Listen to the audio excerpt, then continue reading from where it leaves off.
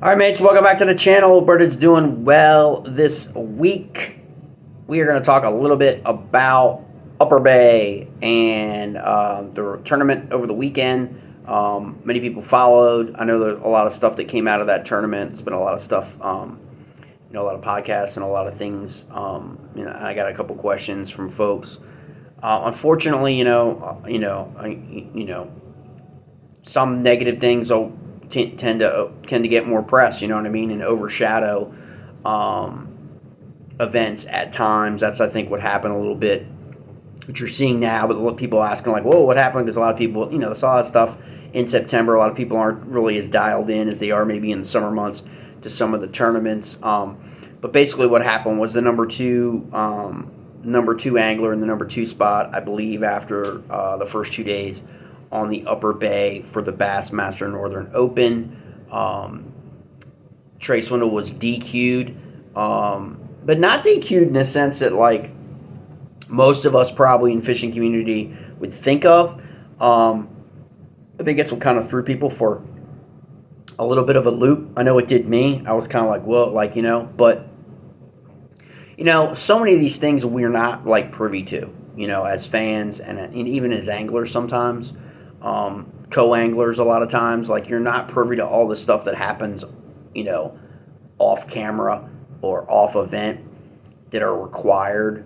You hear a lot of stuff about rules, and you kind of hear these things that people violating a rule. We know what happened with MLF, with communication violations that resulted in a DQ this year. We've seen no PFDs resulting in a DQ in the kayak fishing segment, right, of the industry. Misconduct or whatever mess, that you don't really even think of. Usually when we think of, like, DQ, we're oftentimes have that connotation like somebody cheated, right, or something, or some kind of violation that gave them an advantage, right, in the competition to help them win. We don't really think of, like, things that get people DQ'd that don't really have anything to do with, like, the actual competition or the actual catching fish or how you catch fish or where you catch fish or all of those things. But that's really what happened to Trey Swindle from Alabama. Is he basically was the one of the 2 anglers, which happens every event. When you're in, I believe, if you're in first or second place going into day 2 and day 3 of these events, the top 2 are always checked for their insurance liability and coverage on their boats, and you've got, and a lot of that stuff is benign to a lot of us, outside, those things as to what all that is, and, we know what insurance is. We carry insurance on our boats, we carry insurance on our automobiles, and, and all that. So we kind of get that aspect of it, but how does that, like, factor into the fishing community, right? Like, is that even a thing? Well, it's a requirement, for bass that you carry that $300,000, liability insurance on your boat. And a lot of that also has to stem with nowadays. If you look at the transition over the last 5 to 6 years, is you now have a cameraman and you have an official, right, in your boat, right?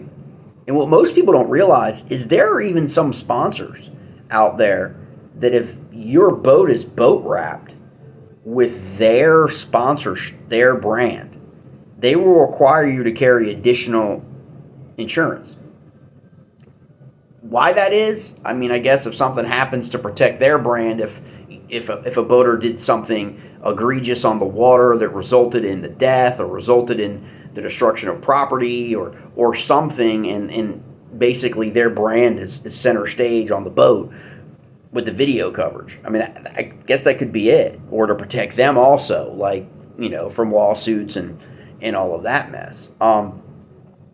So it's kind of interesting that, like, sometimes that stuff overshadows what was actually, a crazy event on day 3. You had full moon Saturday kicking in. You had a really tough bite on the first 2 days. Blackout period with anglers. But a lot of excitement going in. A lot of custom baits, made it into the event. Did really perform. Did really, did well considering, the bite and considering, the number of people and the number of competitors in the event. So I know we are pretty ecstatic about, the catch rates and the 3.8 to 3.6, you know what I mean, in that range of bass that were taken with some of the custom baits during the competition. It wasn't surprising that it ended up being bladed jigs, finesse, crankbaits, and one of the top 10 anglers fished primarily a frog, I think, on the last day. So that wasn't too much of a surprise. I mean, because the number of people that are throwing vibrating jigs and bladed jigs these days, that seems to be in every competition on every bottle of water. So I wasn't too surprised. But when they removed Swindle from the competition, only 9 anglers competed on the last day. And for the most part, from what I understand, is almost all 9 stayed in what would be the western side of the bay. Whether it be up to Susquehanna part, on the flats, Gunpowder, stuff like that. There wasn't really any long run. There wasn't really, any of that in the other areas, eastern portions of the bay, Sassafras. And maybe that could have been because guys, they were tougher bites on Sassafras, elk and all that resulted in a lot of the guys that fished there not qualifying. So it was kind of just an interesting thing to see that if you followed it, where the last 9 on the final day were fishing during the full moon. And so with the elimination of Swindle, who basically, you have to show proof of your liability coverage for your boat when they ask for it. So you basically have to present them proof that you have, physical proof, I think, at the time you're asked, for that information. And it has to be readily available. And apparently he did, and apparently he had coverage. I'm sure that's all going to get worked out, but he evidently couldn't prove that he actually had that level of coverage, physically that day before launch. Therefore, he was DQ'd. The decision came down from B.A.S.S, therefore he was DQ'd. I think he's pretty much been adamant. He had insurance, was an insurance change. You got to remember. I know we don't have to. I know we can't. We're not supposed to treat people differently, and we shouldn't. This guy's 21. I think he's 21 years old. Young guy, and still, I think from what I understand, his parents are still handling everything, his career and everything like that, and they changed carriers or insurance policies or whatever, transitioned to something that regard. So it's they'll figure that all out, I think, and hopefully he's not going to lose anything, or he basically loses the points for participating in that competition. He was sitting in second place, I think.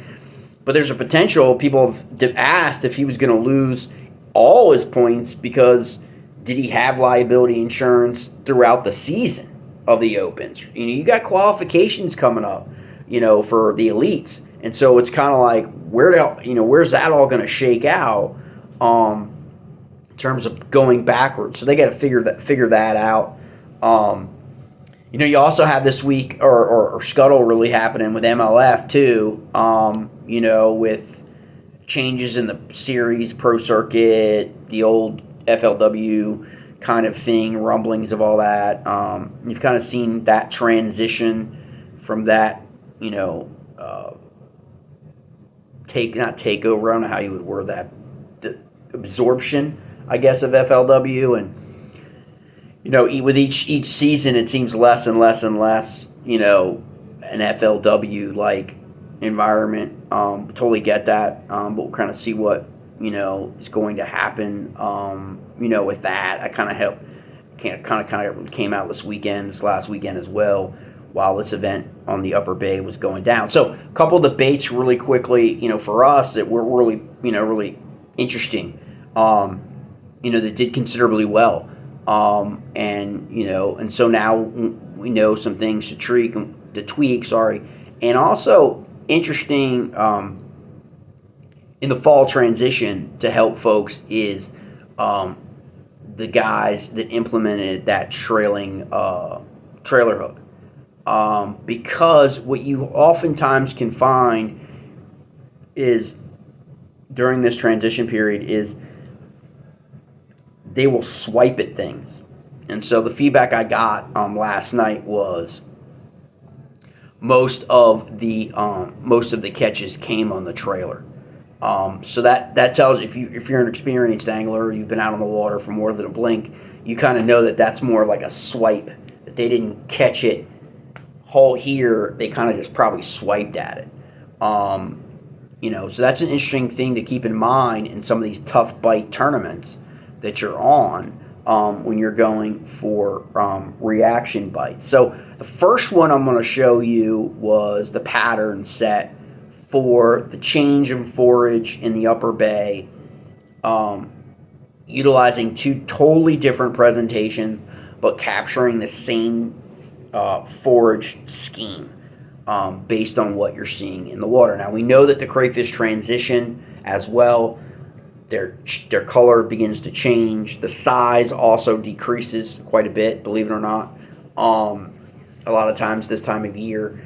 And it just means because the big ones just aren't as prevalent. You don't see the big ones as much.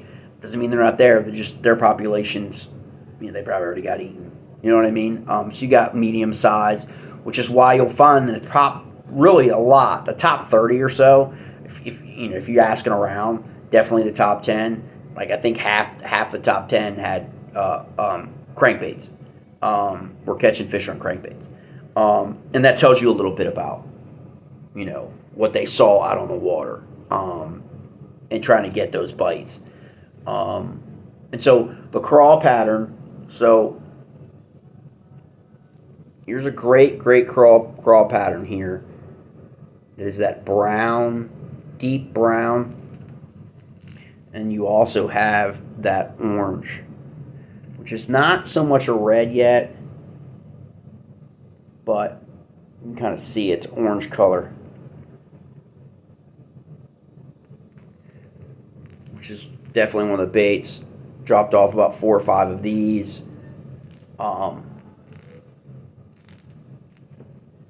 It's got the knocker to it. Now, the other side of that is crawl color pattern-ish.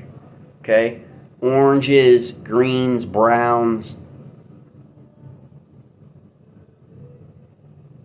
Right? Okay? It's got this totally changed the action in the water column. Okay? Completely different than, say, your bladed jig. Okay? But the color mirrors that orangey crawl color, that side of it. Now, the other side, the other color pattern for that, okay, that's no trailer on that, okay, on this particular one. On this particular one, okay, it's kind of a combination chartreuse like frog color, okay, it's got that coloration there that bass are going to pick up on. It's that reddish, and then it's got that crawl type tip to it. And then you've got the trailer. Got the trail hook right there. Okay? And these get down, although these swimmers get down a little bit more, okay? And so that's also good in terms of that. Now, you also got the straight.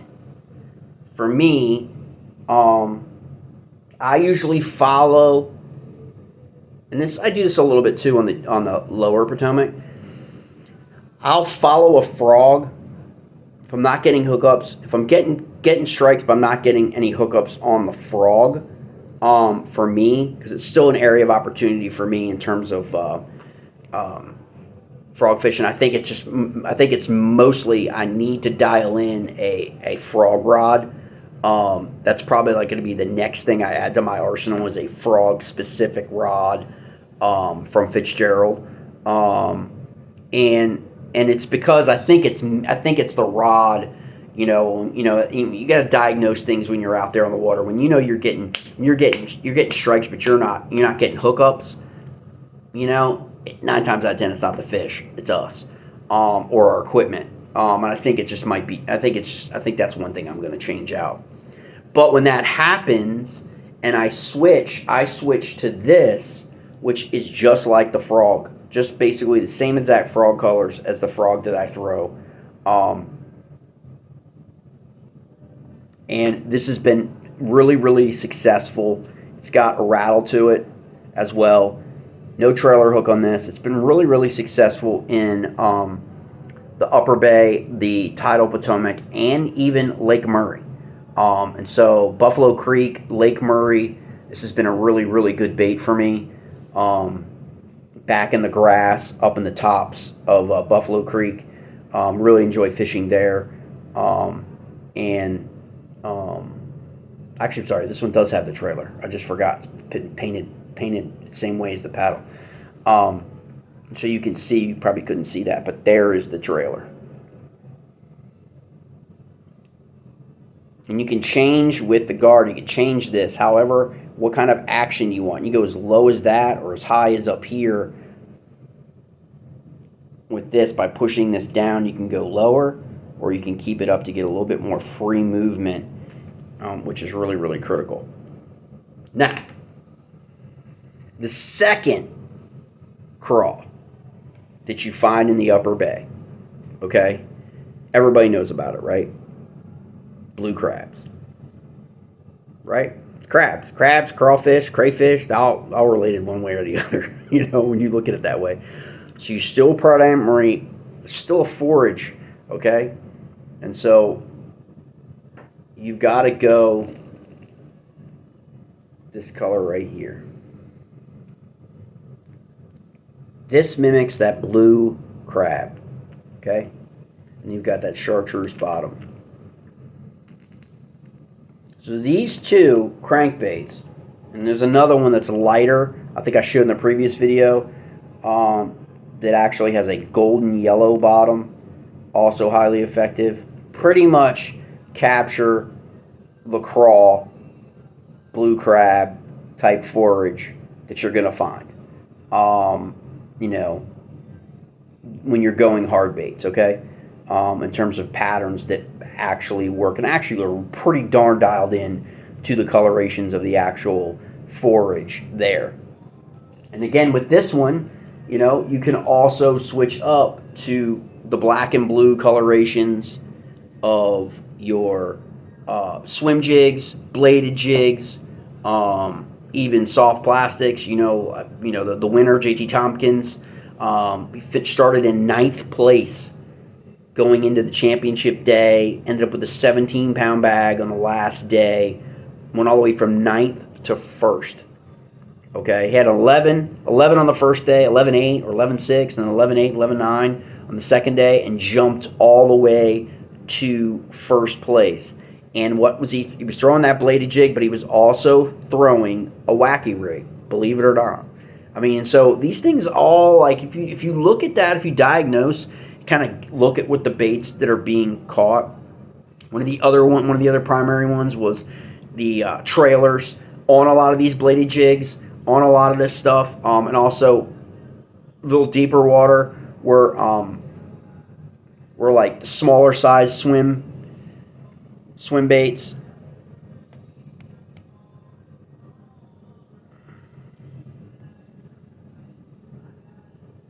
That were effective, either as trailers or as solo by themselves, freestanding. And so it's just really interesting when you look at the baits as a bait maker, or people that get dialed in to kind of like break down like overall what were the top 30, top 40 anglers dialing in on in that environment, with the weather being what it was, the full moon. Full moon caused the tide to rise higher than normal, so fish had to adjust or displace to that.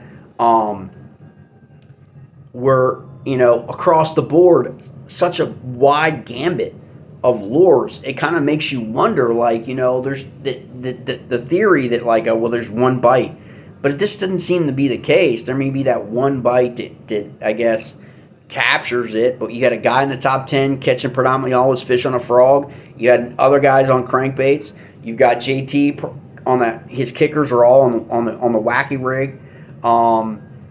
You've also got guys that were punching, that were throwing rage craws, that were throwing Texas rigs, and so you got just a wide gamut of guys throwing such a wide variety of baits. And though the poundage probably wasn't up to like par for a lot of people, it basically was like a really great showing of baits if you're a bait maker, like because of the depth of the baits that are being successful, that have successful catch rates. It's such a wide variety. It's not like it's just one, like it's just a spinner bait or just the jackhammer, and that's always really good when you're looking at like from the bait perspective. So that was just a quick update on Upper Bay. Obviously won JT Tompkins with 39 pounds, took first place.